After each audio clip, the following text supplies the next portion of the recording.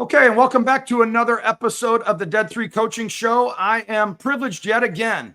This is our second go-around with this. Very excited about this. We have Jeff Pierce with us that you can see here on our screen if you happen to be following on YouTube. And Jeff has become a friend of mine and somebody that I've been bouncing ideas off of. He's been very impactful for me. We just completed, maybe in the last couple of weeks, the Ben Newman Coach to Coaches training program with each other. So we've known each other through that forum and platform for maybe 8 to 10 weeks now, and we completed it. And Jeff was kind that when I solicited guests for my podcast here, he raised his hand and said he'd love to be a guest on the podcast. And so we've had 2 guests on now from that platform of Ben Newman's Coach to Coaches. And I guess just to start, Jeff, thanks for taking the time with us. We have we did the 8 weeks together. We've done some things offline together. We've had some private conversations on some text messages and things like that. And really, really thankful and happy that you're able to spend 45 minutes or so with us today. Thank you very much for that. I appreciate it, George. As things goes, we all know through these groups and events we go to, it's all about relationships, and it was quite interesting through those conversations that Ben had and you and I interacting.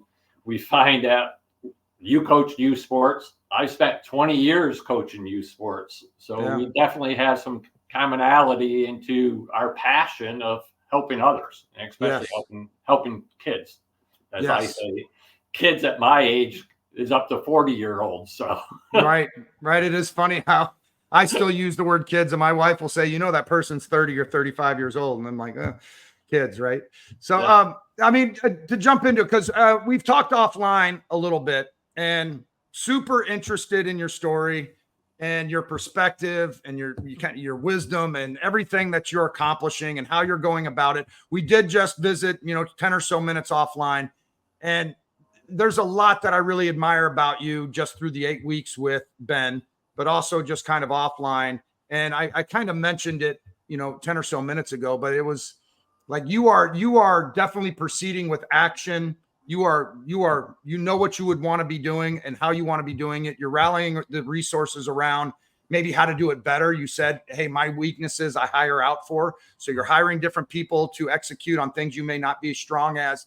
But I made the comment of, hey, you're doing everything I want to be doing, but I'm probably 10, 20, 30 steps behind you, and kind of spinning my wheels a little bit in the mud where you are just executing and knocking things out. So I know that you have great things coming, and I really admire how you're attacking it. To use Ben's wording here is you're just attacking everything with knowing what you want to do. So I appreciate that. Your model to that of, not to continue to quote Ben Newman, but this idea of be the example, right?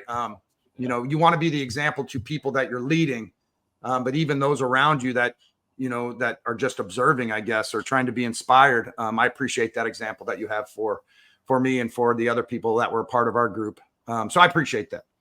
Well, I appreciate your kind words, George. The one thing I learned early on, it's all part of leadership. Number one, you got to lead by example, but you have to be the example. Yeah. You know, and unfortunately, I think, I was taught very early to have a great work ethic, because my dad was a workaholic and I was a workaholic for many, many years. And there was a time that being that workaholic can be detrimental to you. Right. And it was quite interesting. I raised three step kids. My wife and I got married, and I had an instant family of 3 kids. And after a couple of miscarriages, we had a blessing that we never expected was going to take place. And I had my only son was born. And at 7 years old, he taught me a very valuable lesson. As much as having a great work ethic, you can be out of balance in life. Ben talked about this in the Prize Fighter Day, and coaches to coaches. You want to be working on your business, you want to be working on yourself, but you also have to be of service to others. So when my son said these words to me, it changed my whole evaluation of life. He said, Dad, you're never home and we don't have any money. Now, how that came to be is I had just gone through a business bankruptcy. Was a very, very successful home builder business. I started when I was 23. By 28, I was nominated by our peers in the National Home Builders Association to serve on the board and be a state representative. But yeah, when IBM picked up and left town in our community, we lost 6,800 jobs in an area that at that time may have had 35 to 50,000 people working. It killed the economy. And so for me, when we went up and moved out of this large custom home that I built to a small little ranch, my son's living and life experiences took a dramatic change. So when he said that, I had transitioned into commercial construction. The next morning, guess what I was doing? I was doing the same thing I had been doing at 5 o'clock in the morning. I was up, headed out on the highway, headed out of state to run a couple more construction projects. But those words haunted me that whole week. And I had to do a self-assessment. And that's the hard work of leadership, looking at the person in the mirror. Because the one person we have to lead is ourselves. Yeah. And I couldn't be a role model and do what I needed to do for my son if I wasn't going to take the work and do it on myself. So, thank God I had a good role model. I had a fantastic coach who was, a boss at the time who was like a mentor to me, very family orientated. And I had to do some deep dive. The problem was me. The problem wasn't my son. It wasn't the economy. It wasn't all these excuses out here from society and everything. I was my own worst enemy. And so I had to go back and look at how did I get to where I was? And we model what we are taught by our parents, what we model from other people growing up in those fundamental years that my son was living. Yeah. And so after he had said those words to you, how long did it take you to pivot? Is that something like you mentioned, hey, I went to work and it haunted me for the week or whatever, or I thought about it for a week, but until you made a complete 180, right? A complete 180. Was that 6 months? Was it 12 months? Was it 3 years? Like, how long did it take for you to pivot?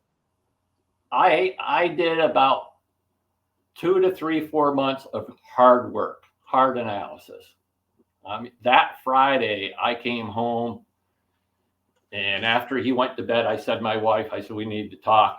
I says, I have been a shitty dad. And she says, Jeff, how can you say that? She says, you have raised 3 stepkids who are basically off on their own now, because there was a 14-year spread, my youngest stepdaughter to when my son was born. And you raised 3 stepkids when their dad wasn't even there. And now you're saying that. Why? Because you're depressed and you're mentally struggling through this bankruptcy. I was letting outside influences, things out here in society and all, affect everything right here. And what did we just go through? Ben Newman's mental performance. Right. So I did an analysis that I had to change what was up here. Number 1, it was my thinking. Number 2, I found out it was the values of what was most important in my life. And what's that, as Ben talked about? Our burn. Yeah, right. Okay. So I was under the impression for years, being actually a home builder, it was build a nice house, give the kids a place to live, put food on the table, and work hard. And I was going to be a great dad. What values did you insert, or what values did you take away when you kind of became that self-aware and you had that from a 7-year-old son and you knew you had to pivot? What did you add and what did you replace? I had to change the level of dedication to my business. Had to come second instead of being number one. My family had to be first. So I had to connect to the love and connection to them at a deeper level, even though, I mean, we had a good marriage. We had naturally ups and downs. And when you go through a bankruptcy, I'm going to tell you, there's a lot of friggin' downs. Okay. It's financial, it's housing, it's everything. So I had to change my whole value and belief system. Right. And what's crazy about it is years later, okay, I ended up writing a book about youth sports. And you and I could probably talk about youth sports for hours and coaching and all. But out of that came a book that I created a ladder of success in. And as you know, being someone around business, to reach any success, you have to climb different steps up a ladder. Right. Okay. But think about a ladder. It leans against a house or a wall or something. Okay. You can still climb that ladder, just like in business. You can climb that ladder if there's a broken rung in the ladder. However, if one of those two guide rails of that ladder was broken, what would happen? Right. It all falls apart, right? Everything falls apart. So when I was doing the research and really working into writing this book, I got thinking about what is that in our life, but our value and a belief system.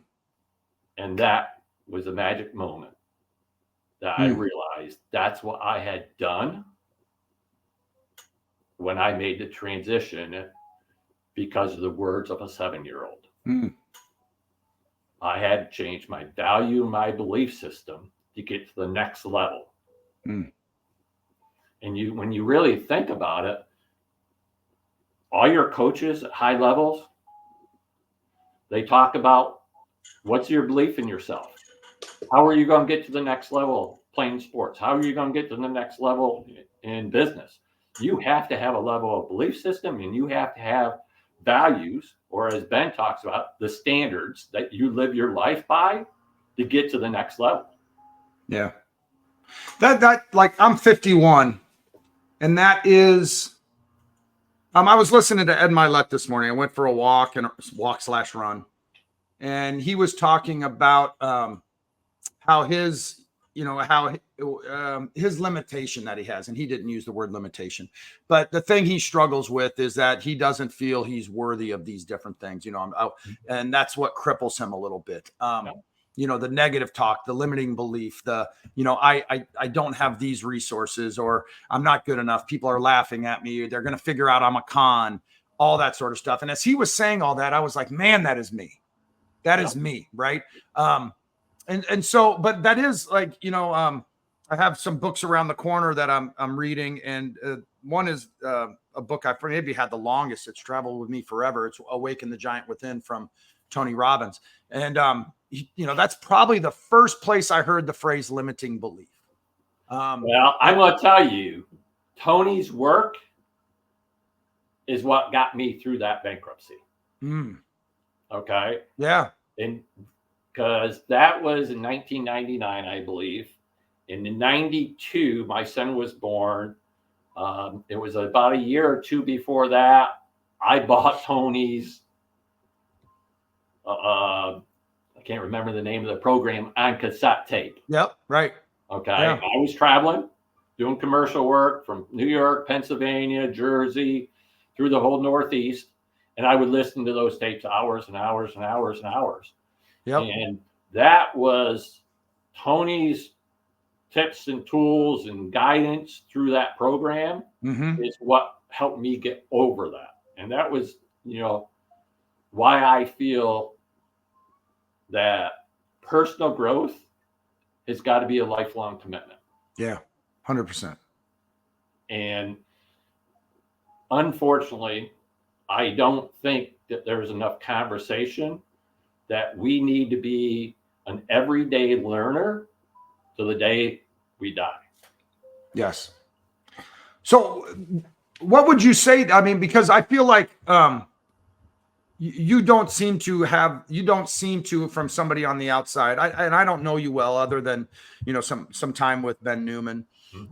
But you're definitely proceeding with action. You're going for it. There's probably a sense of belief. Was it something that a bankruptcy, and I've heard you say this, so I'm just kind of filling in some holes here, maybe a little bit. You made some promises to your wife when she got ill, and you had this bankruptcy and all that. Is that a driver for you? And I know that Ben uses the term, your burn and all that, but is that why I'm just spinning my wheels? Maybe it's not that I've, it's not like a rock bottom type thing, right? I'm just kind of spinning my wheels. Am I just so happy with being okay and average, and it's okay, that this is just a hobby where you're attacking it, you're knocking things down because of you made some promises, you've had some bad things happen, you don't have time to wait. Like, why do I have those limiting beliefs, and why do I feel like you're crushing it and moving on and executing at a higher level than myself? Well, I'll put it to you this way. Number one, I still have limiting beliefs. Okay. I have another coach. Okay. Yep. I have gone and dove in real deep this year and made a huge investment with three programs and coaches and things, on top of coaches to coaches. Okay. And what I'm doing with my business. My burn, as Ben talks about, my why, my purpose has changed 3 decisive times. Okay. I mentioned one when my son told me, Dad, not home, we don't have any money. The next time was when in 2018, my wife was diagnosed stage 4 colon cancer. Okay. I was getting my mental performance certification with another mindset coach at that time. Mm-hmm. I was working for one of the commercial contractor out of Dallas that does $500 million a year, not a small company. Okay. I'd worked with them since 2013. First year with them, out of 55, 60 superintendents, I was superintendent of the year. Those are great accolades. Sure. But I had found since about 2016, that wasn't where my passion was.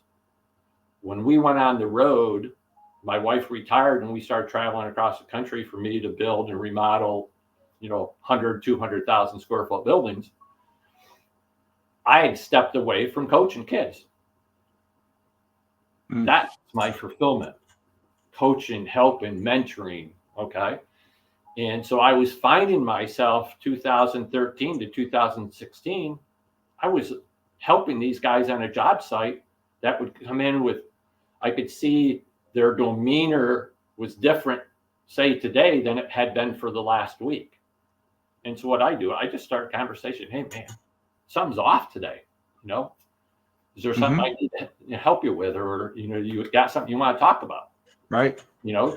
So I found myself mentoring these guys on a job site because I may be in San Diego, California. I may be in Memphis, Tennessee. I may be in Dallas, Texas. I may be in Chicago. I may be in Florida. I was all over the country. I didn't know these guys at all other than seeing them on a job site. But I got so that my level of awareness had raised where I was picking up character traits and behaviors that all of a sudden would fall. Okay. They take a nosedive. Okay. So I was starting to analyze, were there family problems? Was it a lack of love and connection at home? Was it lack of feeling worthiness? Okay. In their job. Okay. Or as Ed Millett talks about, with themselves. Okay. Right. And I can go on and list, and all, but what happened is that I wasn't getting fulfillment collecting a paycheck. So when my wife got cancer, I quit my job. I called my mindset coach up and said, Dave, I have to cancel this certification. My wife just got stage 4. I need to take care of my wife. That was my new instant burn. But here's the thing. He said to me, he said, Jeff, you will need this more than you will ever need it in your life. I will continue to coach you based on what you've already paid every 2 weeks instead of every week. The first call we had about 10 days later, the first thing out of his mouth, and keep in mind, my wife was stage 4. That's terminal cancer. That's a death sentence. I'd seen my father and 2 grandparents die of colon cancer, the exact same thing my wife had. The first thing he says to me, there's a blessing in your wife's cancer. So when you want to talk about perception, perspective, Ben talks about his reframe. Yes. Okay. It took weeks for me to have this conversation with my wife. Okay. 9 months later, we found that blessing. My son, my only offspring, and my youngest stepdaughter.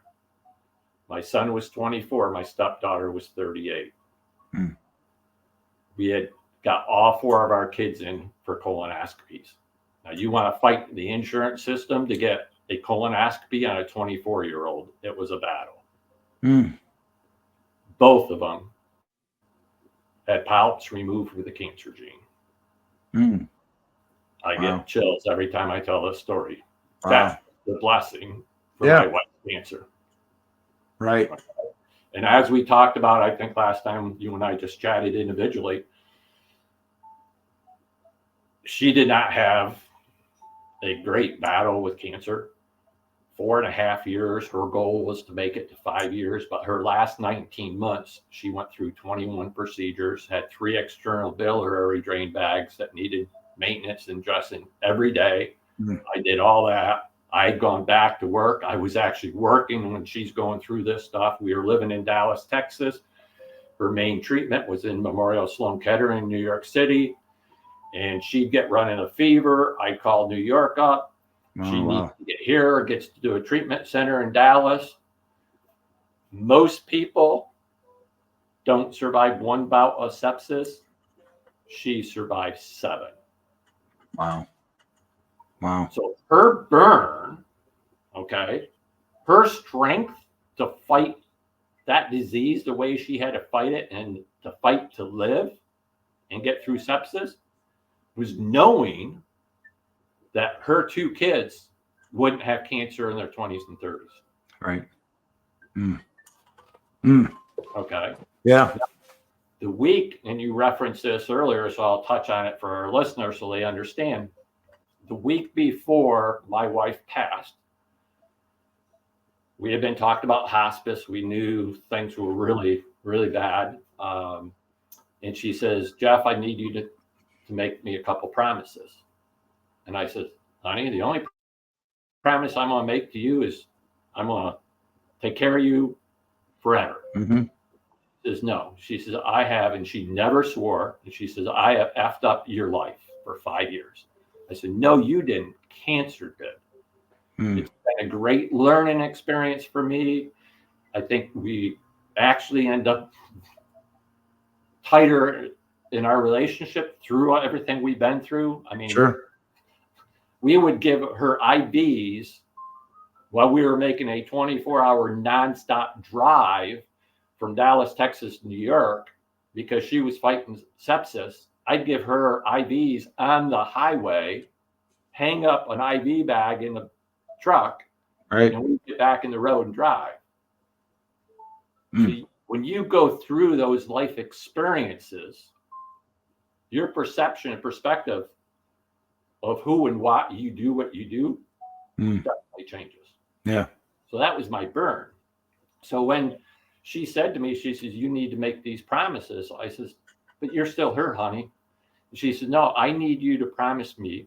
She said, what were you going to do when I die? And I said, I have no idea what I'm going to do when you die. And she says, make me 2 promises. Number 1, fall in love again. She says, I know you won't stay in grief. And we had a discussion. Grief is a negative emotion. Okay. A strong mindset will not stay in negative emotions, thoughts, feelings, limiting beliefs. Okay. But you have to raise your level of awareness to know that you are being stuck there. Okay. And I can go into the importance of awareness in another conversation, but knowing that grief is an emotion, you can live in grief, but don't stay in grief. Okay. You can get stuck in sadness or depression.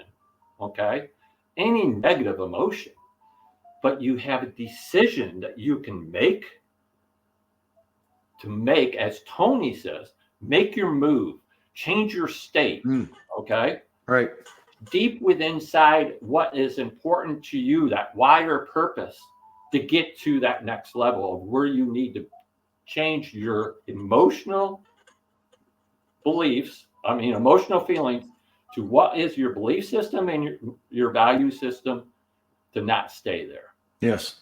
Right. Okay. So the other promise she made me make, she said, Jeff, for 5 years,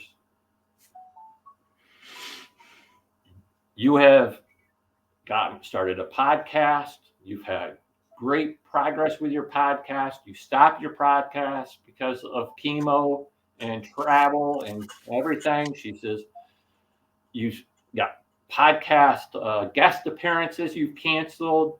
You started to get speaking engagements. Everything you were trying to do with build a coaching business, and it all stops. And you get momentum. It would stop. You get momentum. It stopped because of my cancer. She says, I need you to promise me that you will build a coaching business.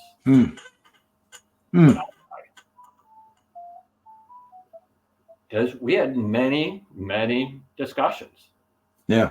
There was a hard discussion many times for us to talk about me giving up a 6-figure income, doing what I was doing in the construction business, having spent 44 years in it. Right. To do something that, as you know, you don't make a lot of money when you start out coaching. Right. It's a battle. It's a struggle. Sure. Okay. But it comes down to, especially at my age, I'm late 60s. I don't know how much time I have left. I have gained a lot of experience, and now all I want to do is pay it forward. Yeah, I got to create a living. I got to have some income. I got to survive. Naturally, money provides me to help other people in other ways, to help kids that can't afford to get on in club organizations, to help those kids pay their tuitions, their fees, and everything. That's what I want to do. Okay. But in all, I've spent well into 6 figures on personal growth. And what I've learned, I've put together with my own frameworks, whether it's my ladder of success. I've developed an ABC 2.0 framework. My passion now is just giving back to others. And that's why, I am full of go. Okay. Right. But I'm going to tell you, George, I still struggle. Yeah. Like Ed Millett still talks about, feeling worthy. I got on a stage. I was going to speak at the National World of Concrete Convention last year, 2023. And even though I've spoken stages, podcasts, and everything, I still at times have anxiety, and that, am I worthy? Okay? Yeah, right. That whole imposter syndrome. Okay. And it was funny. I listened to Ed on a podcast on my way to Las Vegas. And he talked about that imposter syndrome that he still has. Yes, right. That's what I was. Yeah. Okay. He still has it. And I'm thinking to myself, I have to embrace that here's a guy at the top of his game that still fights the same stuff I fight. So when you say, I struggle with maybe some limiting beliefs, or why do I struggle? Why I'm not doing what you're doing? Yeah. Okay? You're no different than Ed, myself, Ben, anybody else. Everybody that we look at that has success or is at a spot maybe a little bit higher on a ladder than we are, guess what? They've been where you've been. Yeah. I've been where you are. Monday, guess what? Monday, I got up, I started my things in the morning, and then guess my day just fell apart. My day fell apart. Yeah. I said to my girlfriend, about 5 o'clock, 6 o'clock yesterday, I said, today was the worst non-productive day I've had in a long time. Mm. But guess what? I found the blessing because I spent time with her. Yeah. Good. There was the gentleman that's in our group, and this resonated with me just on that point, just right there. Mm-hmm. That has stuck with me since he said it, and he said it really quick. It's Coach Rath, who works with the Philadelphia Eagles. That was a part of our group. It was probably one of his Instagram posts. But it was something about, hey, you're going to fall short. You're going to have these bad days, and you're going to have this great game plan, and you're going to plan your days and have these meetings, and you're going to have all these goals and ambitions and standards that you want for your day, and then you're going to fall short. He said the thing you have to really drive home in your mind is to give yourself grace. And I think I said that in a couple other podcasts or even in my own reels that I have on Instagram. And I'm trying to figure that out, that grace that you need to give yourself, that it's okay, get better tomorrow, strategize. Where did we fall short? Why did we fall short? How do we not overcome that? How do we not dwell on it? Because I could be rolling for, 10 days and have things be going my way and then stumble or have a bad day or not be productive one day or not say the right thing to my wife or treat my children a certain way and then don't give myself that grace. And then now I'm 4 days in the hole. Now I'm 5 days in the hole, right? And all the momentum I created is now gone. A question I do have though, as and I appreciate you sharing those stories. I worked for a coach years ago, back when I was in my 20s, named Rick Majerus. Rick Majerus was the head coach of the University of Utah, and then he actually became the head coach at St. Louis University here in St. Louis. And I worked for him, for 3 years. And there was he was the best coach I'd ever been around in terms of basketball knowledge, teaching ability, and it was just unbelievable. But whenever he would talk about his dad, and he was probably 45 to 52 when he was at Utah and I was around him, but whenever he spoke about his dad, he immediately teared up, and couldn't talk. And I remember that first time it happened, I looked at the assistant coaches I was around, and then maybe later that day, I said, is that real? Like, is he really because this is a tough, physical, intimidating dude. And he was brought to tears immediately, speaking anything about his dad. And that love and reverence and appreciation that he had for his dad was just always right there. And you clearly have that about your wife, right? That love and reverence, appreciation, and all that. You lead with that. And I really admire that. And I haven't ever felt that way personally, other than with my children and my wife right now. And we've only been married 4 or 5 years. I am definitely that way. And I say all that because of when you get into those states, when you are in there, when you know your wife has terminal cancer, when you know she's not going to make it, when you know she's making these promises and telling you to love and telling you to go attack what your passion and purpose and burn is, right? And all that, but you're sitting there grieving. And just the idea, thought, conversation, and thinking about her brings out your emotions. What do you do to get out of grief, anger, sadness, because your point is you can't stay that way. You can't stay in those holes.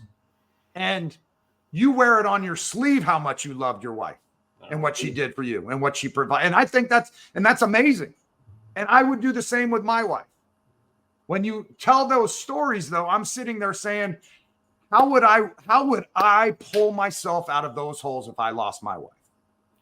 And Well, you say don't stay in grief, don't stay in sadness, don't stay in anger. That's easy to say. Like, but I'm very curious with how much the love that you have for your wife, how you got yourself out of those states and those emotions. Well, if I don't know if you stayed on the last 2 calls that Ben did. Yep, I did. In the Q&A, you saw me break down. Oh yeah, emotionally. Yep. I mean, pretty bad. Good for you. Like bawling like a baby the first, week 7. You have to let those emotions come to be. When you hold them back is when it gets worse. When you let them flow through you, okay, and then I just kind of close my eyes, live in that emotion, and let those emotions live through me. And then I just visualize some magic moment that my wife and I, or the wife and the kids, the family, we had together. Okay. And that's why the power of visualization and imagination is so great. I mean, think about all your athletes. They all use visualization. Oh, yeah. We can use that to overcome negative emotions. Take that deep cleansing breath, close your eyes, relax, and your true core will come back to balance. Okay. Yeah, go ahead. Now, balance comes into play, and you hear work-life balance. I don't look at it as balance as much as I look at it as harmony. Right. Okay. You have to have the good and the bad, okay, of work and life. Okay. Find harmony to play together. Okay. It's like offense, defense. Yep. They have to learn to play together. Okay. You have to have strengths in offense, strengths in defense. It's the same with your emotions. You have to get strength from negative emotion, but you have to let it live through you, not live in you. It's like Tony talks about, life doesn't happen to you, it happens for you. Right. Your emotions don't happen to you, they happen for you. Right. There's a lot to consider here. And I really appreciate the conversation. I really do. You mentioned negative emotions and getting through those negative emotions. And now you have me thinking of, and I don't know how to handle this. I've never had the depths of that grief. I've never lost a wife or a kid. Yeah, my dad passed away. That's the closest person I've ever lost. And I'm curious now, is grief of a loved one, your grief of your wife, the grief I would experience if I lost my wife, is that a negative emotion? Is that something I'm trying to get through? Is now vengeance, hatred, revenge, all that. Clearly negative. Yep. Is the grief of losing my wife negative? Do I not want to live there? Yeah, because some of the emotions that you just talked about, they compound within grief. Okay. Got it. Okay. Okay. I'll give you some more context to it. Okay. My family has a high history of colon cancer.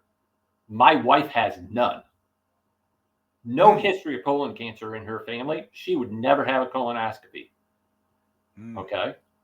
Due to hemorrhoids and all, with me in construction and everything, I had my first colonoscopy at 28 years old. Okay. because I had a prolapsed polyp. So the doctor says, we're going to do a full colonoscopy since we're going to take care of this prolapsed polyp. Okay. Guess what they found? They found a polyp the size of a golf ball. That doctor, and 3 other doctors since then have all told me we're within 10 days to 30 days being full-blown cancer. I was 28 years old. Wow. Okay. So I knew, okay, what I was getting into when my wife got cancer.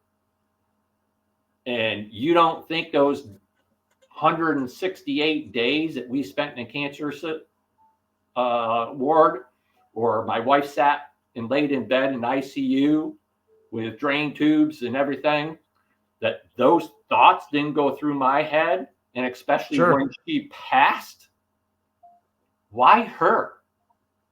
Why not me? Right. I'm the one that has the cancer history. She had none.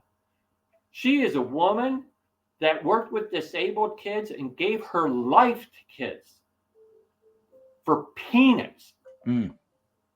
She worked with disabled kids of all types of disabled kids, and was lucky to make $18,000 a year working in the school district. But she would change kids' lives. So why her? Why not me?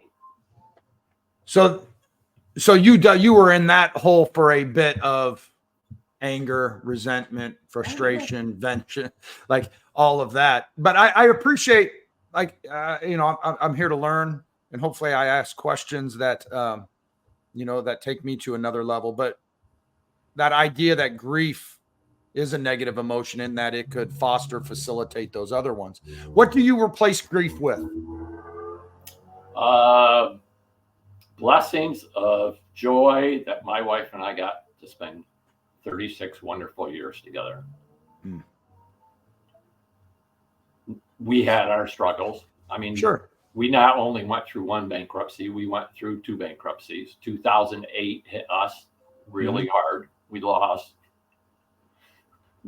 heavy 6 figures. But I had learned tools. I had learned things through the first one that made the second one easier. Okay. Our life experiences, good or bad, are all blessings.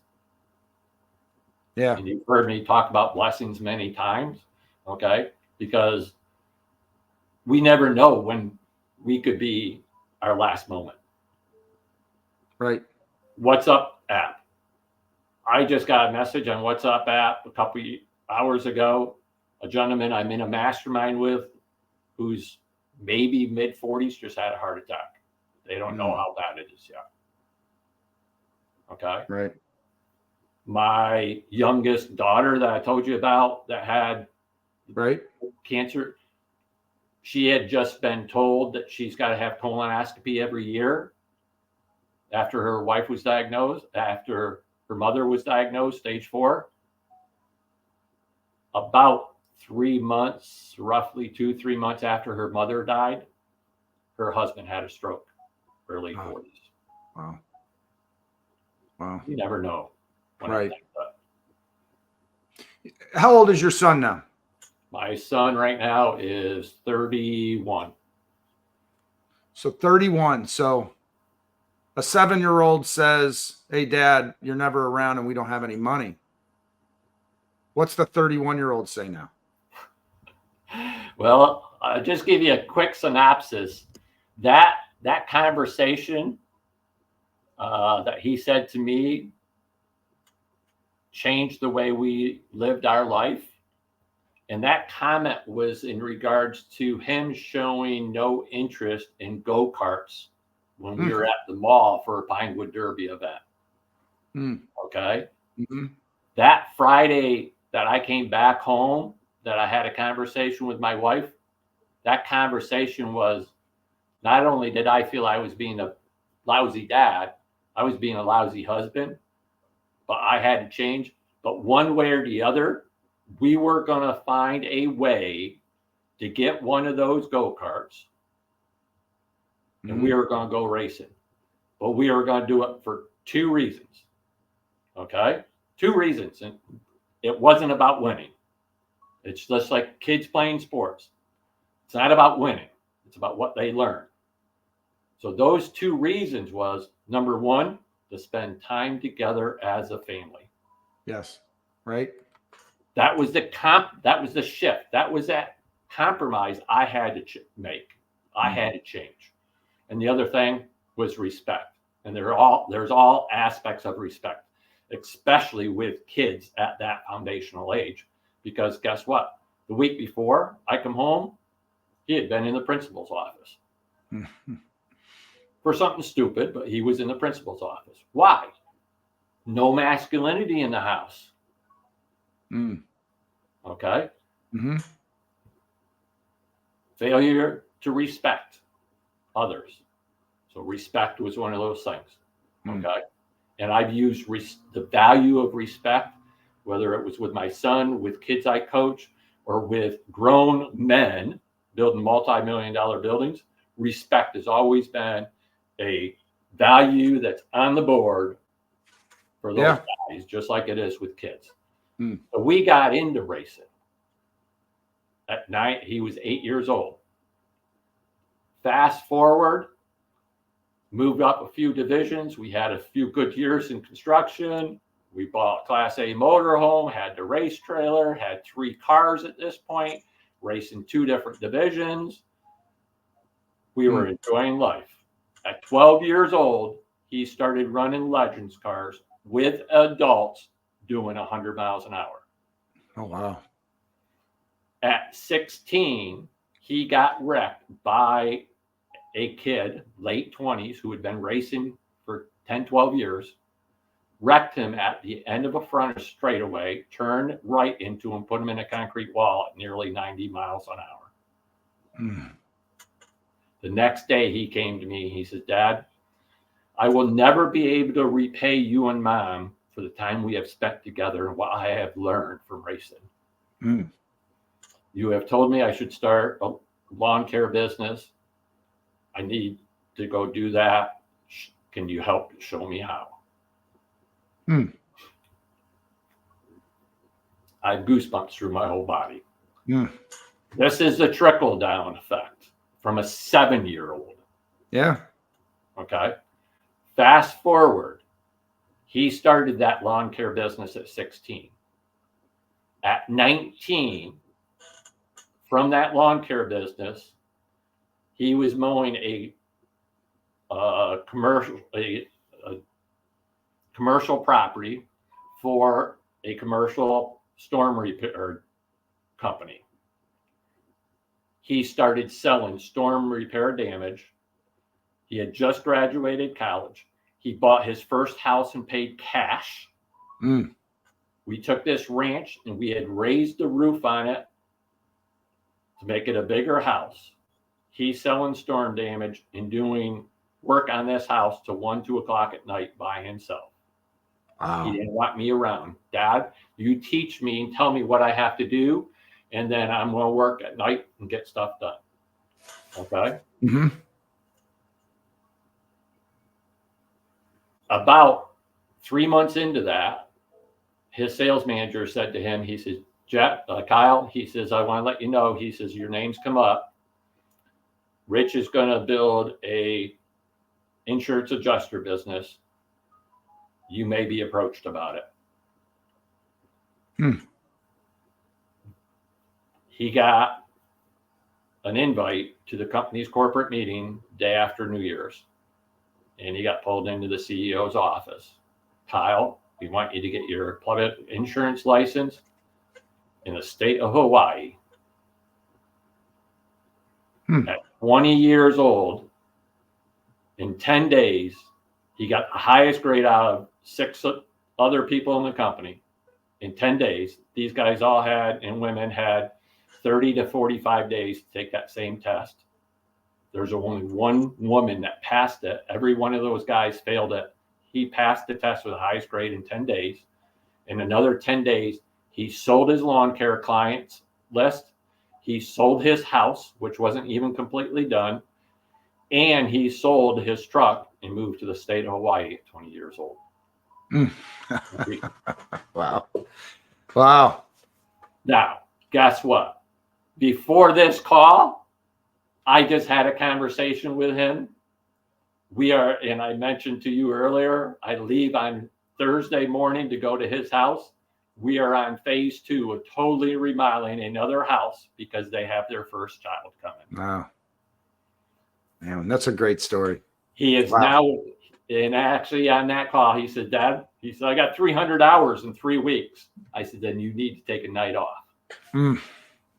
So we talk about work ethic. We started this conversation about work ethic. He has learned that work ethic, but he is also embracing the values and the beliefs of what it takes for him to get to the next level. Because these trips or these times I'm spending with him, when he called me on Monday and said, Dad, I want to see the schedule for when you come back.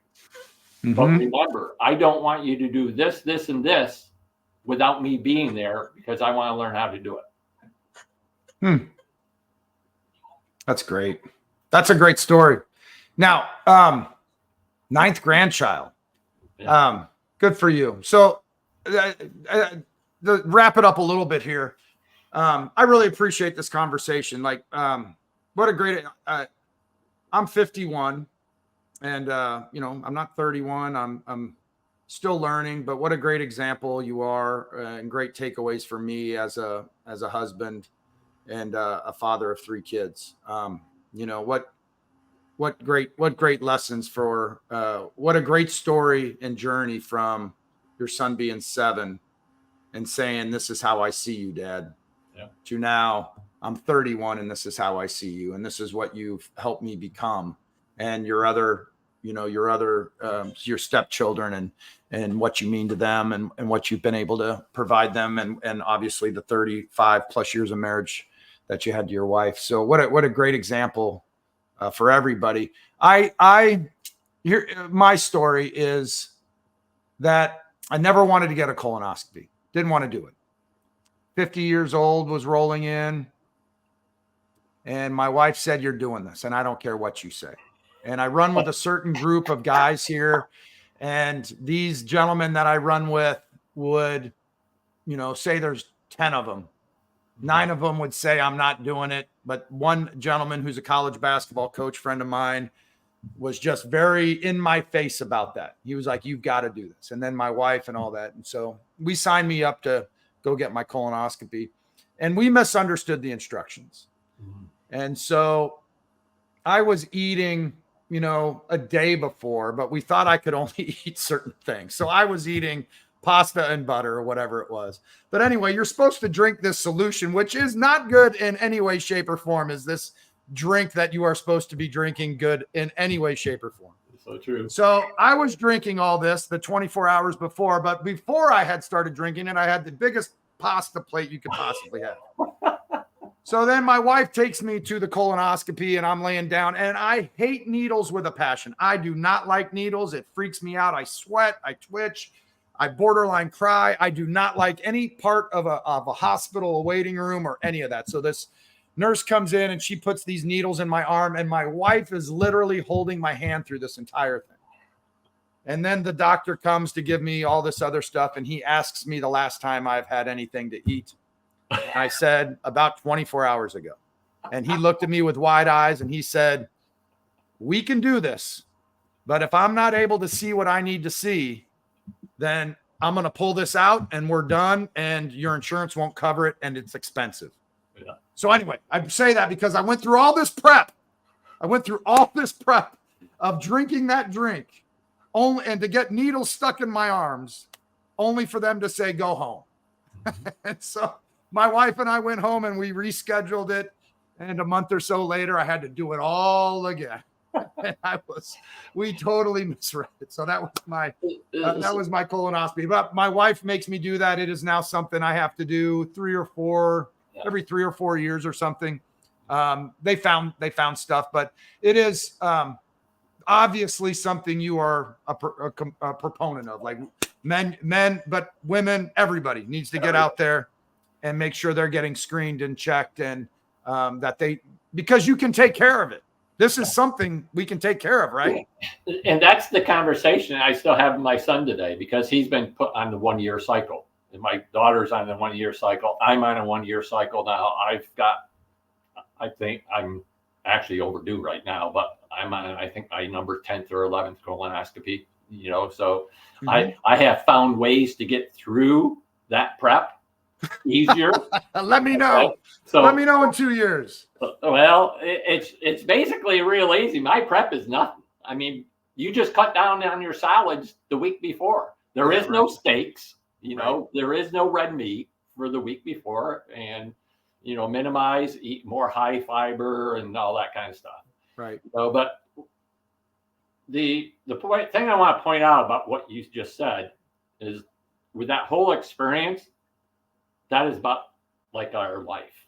How many times do we not follow and do the things that we know we should be doing, or we don't actually put in the work to understand what it is we need to be doing to get the results that we truly desire?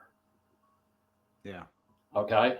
And this is where it gets into, what's your level of awareness? And we don't have time. I know we're limited on time now, but the way I've looked at it, with the one thing I learned through my wife's cancer 4.5 year journey, everything that goes on in our life, we have to raise our level of awareness of what that is. Is it something that's within our control or outside of our control? Okay. We are inundated by this. Yeah. Okay. We are inundated by social media. We are inundated by negative media. We are inundated by so many things that we get involved in that we have no reason or business that we should be spending our time and concerned with it. If we are going to make that commitment to get to that we truly desire and want our life to look like. But you got to make the decision. Yeah. What is it that you truly want? And that's why that burn exercise, that is why finding what that is within you, like I said, I've been 3 critical time frames where my burn has been different. Changing my my own internal value and belief system, dedicating my life to taking care of my kids, and now dedicating my life to help serve and give others from what I have learned through my life. Yeah. Boy, what a great way to end this. I really appreciate that, because I'm still working through all those myself. I know that you mentioned earlier that you're not too up to date on social media, but if people do want to track you down, Jeff, what's the best way? Is there a platform that you're active on? I'm on Facebook. That's about it. I'm not a LinkedIn guy. I do know somebody on LinkedIn. They've told me they'd help me get started, but I'm on Facebook. I'm in some different groups and all. My cell phone, I have nothing to hide to anybody. My cell phone is real easy. 607-727-6362. Text me, call me. That's great. I have no problem picking up the phone. If it comes through as a spam, I'm not going to answer it. But otherwise, if I'm free, my time's yours. Perfect. Well, I really appreciate who you are. I appreciate your story. I really appreciate your journey, and I really appreciate your willingness to share that with me and with the people that consume this podcast, this YouTube channel. And if you would like to track Jeff down, he left his number here. If you've made it this far, I really appreciate your time, Jeff. This has been really good for me. Both you and Allie, 2 people that have been our last 2 guests on our podcast, have really gotten me to think deep. I'm really taken away with the message that my children might have for me. what that is, how it can be better. You have me thinking about the devotion to my wife. You have me thinking about limiting beliefs. You have me thinking about attacking the process. You have me thinking about, breaking down walls and creating action every day. And Allie left me with a lot as well of overcoming some hardships and how I do treat my children and the messages that I give them. So what an amazing month it's been for me. And I hope that if you listen to this, you're taking away some other things, but to maybe piggyback on what Jeff said, all that I just mentioned, and my life really began to change when I really became self-aware of who I am, what I'm doing, where I want to go, how I need to get there, who I need to take with me, who I need to reach there. Like when I just became really self-aware. And so these conversations with Allie recently and with you, Jeff, it really boils down to being aware of where I might be falling short, where I'm not good with my wife and children and job and goals and purpose and burn, and why am I falling short? Like, I want to be better. We all want to be better listening to this, but are we aware enough to know we suck at certain things? And are we humble enough to make the change? And are we, do we want it enough? Do we want those changes enough? And you brought that to me. Allie brought that to me as well. I can't thank you enough for that message today for me. So thank you. Thank you so much, Jeff, for your time today. No problem. And if you want to reach out to Jeff, he did drop his number. And please, we appreciate everybody listening to our podcast. And if there's anything we can do, Jeff, myself, just please let us both know. Thanks again, Jeff. Thanks. I appreciate your time, George. And if anybody needs any help through any adversity, feel free to reach out. I'm glad to help. Thank you.